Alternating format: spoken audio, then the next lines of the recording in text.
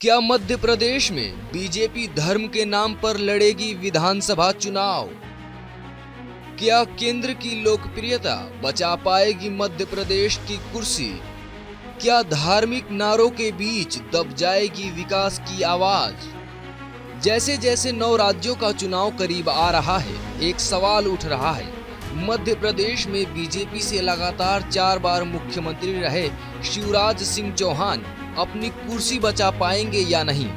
पुराना चेहरा अधिक भरोसेमंद है या फिर जनता को नए चेहरे की तलाश है? मध्य प्रदेश में विधानसभा का चुनाव होने जा रहा है।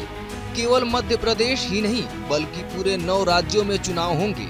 लेकिन मध्य प्रदेश का चुनाव सियासी मायनों में बाकी सबसे थोड़ा अलग होने वाला है, क्योंकि यहाँ पिछली बार जब बीजेपी सत्ता में आई तो वो चुनावी संयोग नहीं बल्कि राजनीतिक प्रयोग था। क्योंकि चुनाव में तो कांग्रेस ने अपना झंडा लहराया, लेकिन हवा की लहर बीजेपी की ओर बह चली और कांग्रेस की सरकार गिर गई।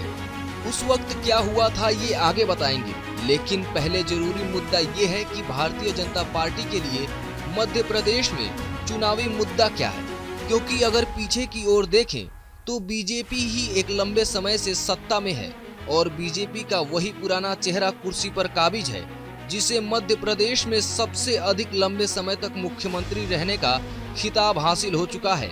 तो सवाल ये है कि इतने लंबे समय से मुख्यमंत्री होने के बावजूद भी शिवराज सिंह चौहान के पास ऐसे कौन से मुद्दे हैं जिसे वो जनता को दिखाकर वोट मांगने वाले हैं? फिलहाल देश में विकास से ज्यादा धर्म और राष्ट्र की बात जोरों पर है। तो सवाल ये भी है कि क्या हिंदुत्व के एजेंडे पर चुनाव लड़ने की तैयारी की जा रही है? क्योंकि मध्य प्रदेश के बागेश्वर वाले बाबा ने पूरे देश का माहौल गर्म कर रखा है, तो फिर कहीं धर्म के एजेंडे में विकास के मुद्दे को दरकिनार तो नहीं कर दिया जाएगा?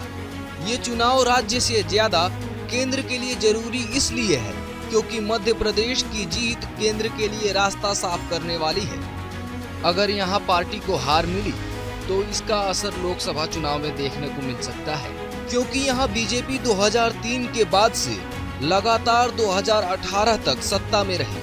2018 में कांग्रेस सत्ता में आ तो गई, लेकिन 2 साल के भीतर ही सरकार गिर गई। उस समय ज्योतिरादित्य सिंधिया अपने कई समर्थकों के साथ बीजेपी में शामिल हो गए, जिसके बाद 19 मार्च 2020 को देर रात विधानसभा ने एक कार्यसूची जारी की। उसके अनुसार अगली सुबह दोपहर 2 बजे तक कमलनाथ को अपनी पार्टी का बहुमत साबित करना था, लेकिन तब तक बहुत देर हो चुकी थी और 2020 में 20 मार्च को तत्कालीन मुख्यमंत्री कमलनाथ ने अपने पद से इस्तीफा दे दिया। तो ज्योतिरादित्य सिंधिया इस बार के चुनाव में अहम भूमिका निभाने वाले हैं, लेकिन देखना यह है कि उनकी भूमिका भाजपा को कितना फायदा और कांग्रेस को कितना नुकसान पहुंचाती है।